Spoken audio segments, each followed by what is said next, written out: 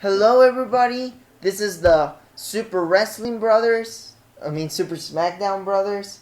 And I am Luigi, and this is Kevin. And now this is our first video on YouTube, and we would like to talk about the top 10 wrestlers of the PG era. I really hope you like it.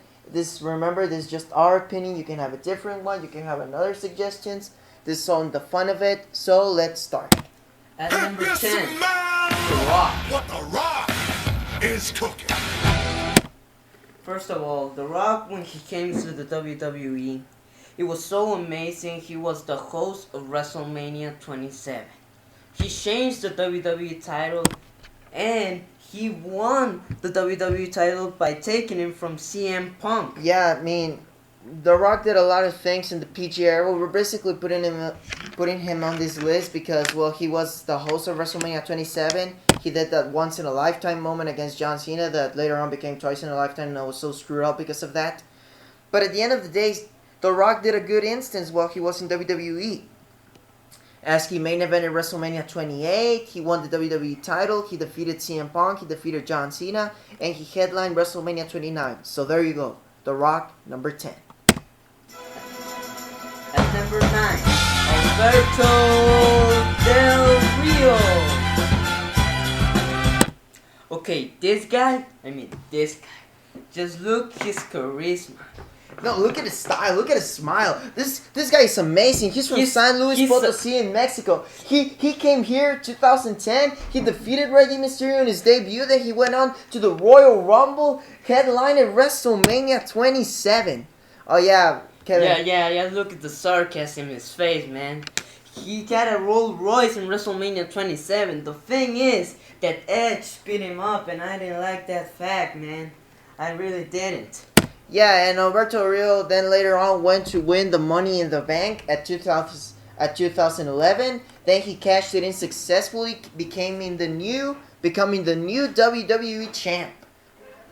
And later on he lost the title, and then he won it again in a triple threat Hell in a Cell match against Cena and CM Punk. So that means that Alberto Rio is a great technician fighter. He's an awesome wrestler. He's from Mexico. And then he became the World Heavyweight Champion by defeating The Big Show in a last man standing match at SmackDown in 2012. December 2012, yeah. And then he went on to headline WrestleMania 29 in a match against Jack Swagger for the World Heavyweight title. And he came out victorious. Number 8. Seth Rollins.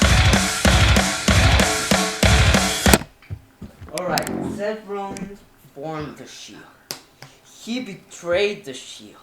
He was the best on the microphone, on the ring. He won the Money in the Bank, man. He won the Money in the Bank 2013, you're correct. And let me just say that out of the 3 members of the Shield, they were a great faction. But I always thought that the best guy in the Shield was Seth Rollins. Even though WWE wanted to get the push to Roman Reigns, WWE was so stubborn, wanted to get Roman Reigns on top, but they didn't realize that the best guy in the Shield was Seth Rollins, and I'm glad that they did at the end of the day. And that means Seth Rollins right now, he's our current reigning champion. He's the WWE World Heavyweight Champ. I cannot be any happier. He deserves it. He's a great wrestler. He comes out and puts a good show every time he defends his title.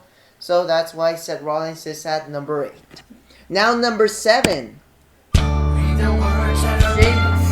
Sheamus, the Irish warrior, the Celtic warrior from Ireland.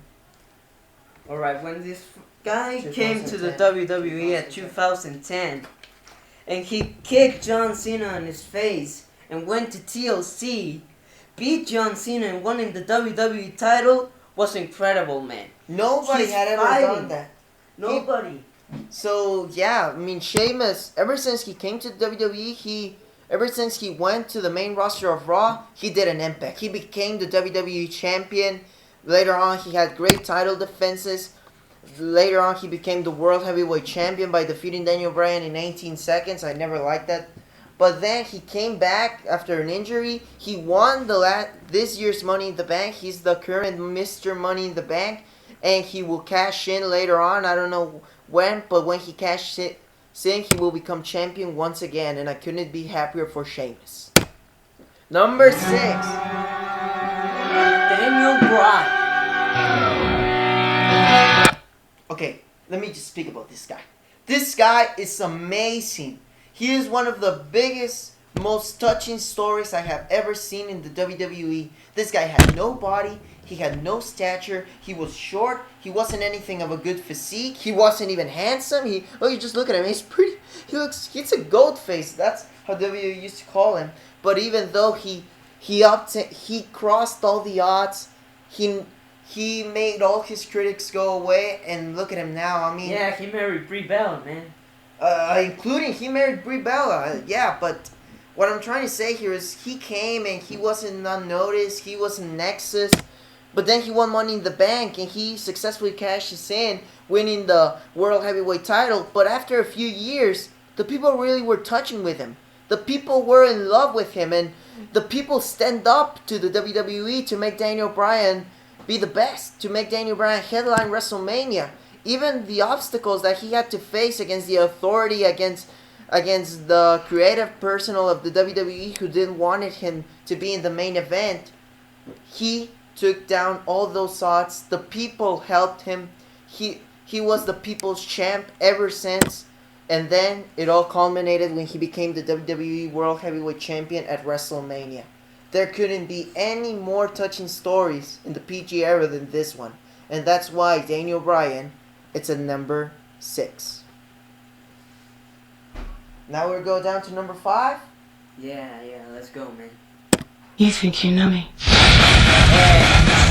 Edge, baby! Right, first of all, Edge is the rated R superstar, the ultimate opportunities, one of the main eventers, one of the most entertaining wrestlers I have ever seen. Every time he gets in the ring, he surprised me. Every spear, he's not afraid to do stuff. Just look at the spear he did to Jeff Hardy, man. Yeah, I mean, he's amazing. He's a great superstar. Most of the PG era, he was the face of the World Heavyweight title. He was the face of SmackDown. Unfortunately, he had to retire. He won the Royal Rumble 2010, headlining WrestleMania 25, WrestleMania 26, WrestleMania 27. He successfully defended it. But now we're going down to number 4. Brock Lesnar. This guy broke the streak. He has made all the hardcore matches interesting. Now, as I was saying, Brock Lesnar, my God, when he came back in 2012, he automatically made an impact. Just look at the guy. He's a monster. He's the beast incarnate. Brock Lesnar, just when he came back in 2012, people thought he was going to be a babyface, but no, he automatically became a shield, beating the heck out of John Cena. 3 times he beat the heck out of John Cena. And not only that, but over the years he was more into WWE, breaking the streak at WrestleMania 30. He broke the streak, but nobody think would happened.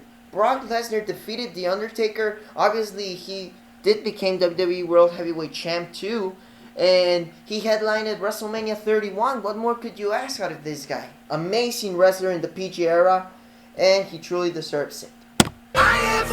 Number 3, my personal favorite, Randy Orton. Now let me say just one thing about Randy Orton.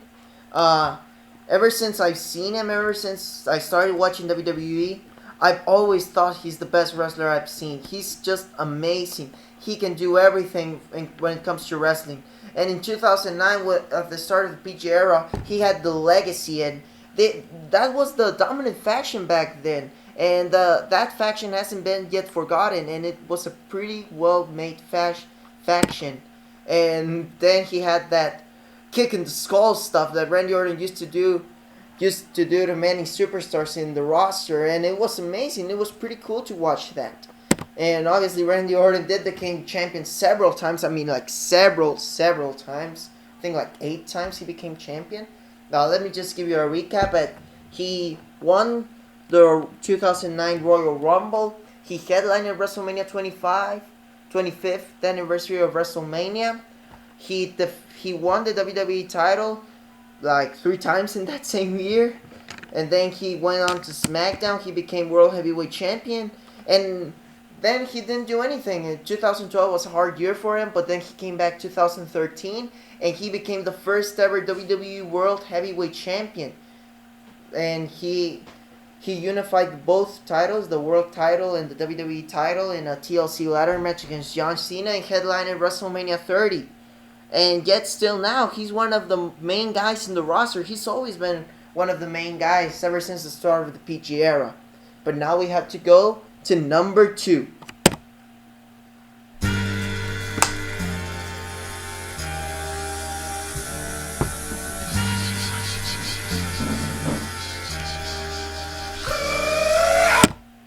Surprised? Well, I think you shouldn't be. But you really I think most of you people would be surprised that John Cena came down at number 2. Now let me tell you, I personally do not like John Cena. I do not like his character. My brother does. Good thing he is already out of here, and he's not going to talk about you of how much great John Cena is, because I don't think he's that great. But due to his success during the PG era as being the face of the company and the main leader of the roster, we could have not left him out of this list, and we could have not left John Cena out of the top 3. I begged my brother, and I had finally made John Cena be number 2, so I'm happy to tell you that John Cena is our number 2 pick, and I'm going to tell you what the heck he done in all these 6 years that had passed, which are more things than I can count. First of all, he headlined at WrestleMania 25, and he became the World Heavyweight Champion. Then in the same year, he became 2 times WWE Champion. He headlined at WrestleMania 26. He defeated Batista at WrestleMania 26. WrestleMania 27, he headlined it again. WrestleMania 28, he had that once-in-a-lifetime moment with The Rock. WrestleMania 29, he had redemption with The Rock, and I'm pretty sucked up about that. And I cannot believe some people actually like that twice-in-a-lifetime stuff. Come on, people. Do you really believe in that redemption stuff of John Cena? But, well, at the end of the day, he defeated The Rock. I thought the WWE really screwed up when they did that twice-in-a-lifetime stuff. I cannot argue with it, but John Cena became the WWE Champion again. And then later on, in even 2014, he became WWE World Heavyweight Champion. So, he became champion 11 times in the PG era. 11 times champion just in the PG era. He's just 2 titles away from beating Ric Flair's record. That's totally...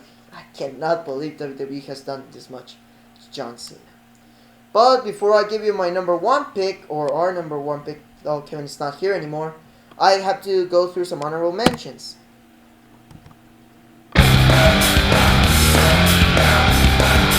The honorable mentions are Dolph Ziggler, Rey Mysterio, The Miz, and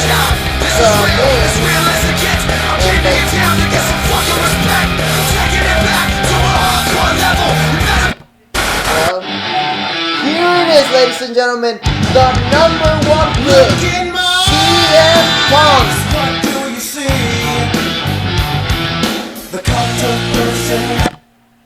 Hey, what do you think? He is the number 1 without a doubt. I mean, if anyone thought CM Punk would be in 2 or 3, you're crazy, man. CM Punk is, for me, he's the guy that made the PG era cool.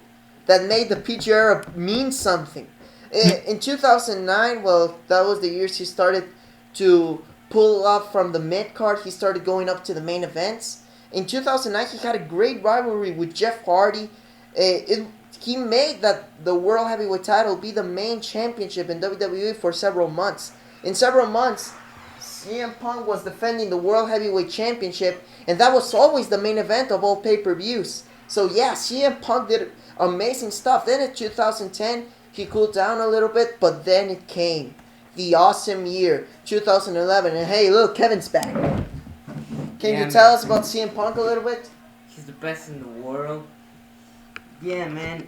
He won the WWE Champion. I'm not there yet, but... Summer Slam. Yeah, well, In let his me house. just finish this. And then he retired. Hey, stop it. CM Punk is the number one pick, and you know it. Yeah, as I was saying, he is the best in the world. Then came, as I was saying, 2011, that awesome year for CM Punk, that breakout year where he did the pipe bomb. That was the moment that I start thinking that the PG era could get cool. That was the moment that I got interested in the PG era. When CM Punk came down with his Stone Cold t-shirt, screw it to John Cena, screw it to Vince McMahon, started saying a lot of trash to both of those guys, to most of the guys in the WWE. And for me, CM Punk did everything. And then, obviously, he went on and won the WWE Championship. And yes, he had one of the most impressive title reigns of the last 25 years. 434 days. Yeah, That's then he retired and go to the UFC. Dude, I'm glad he retired. The WWE wasn't treating him how they're supposed to treat him. He's the best wrestler of the PG era. You agree to this. So that's our number one pick, CM Punk. That's our opinion. Tell us what you think about it. Like, comment, subscribe. Remember, this is our first video on YouTube. And if you want us to discuss about something, WWE topics, please leave your comments below. We'll truly try to answer all of them. And, well, see you next time. Remember, this was the debut of the Super SmackDown Brothers.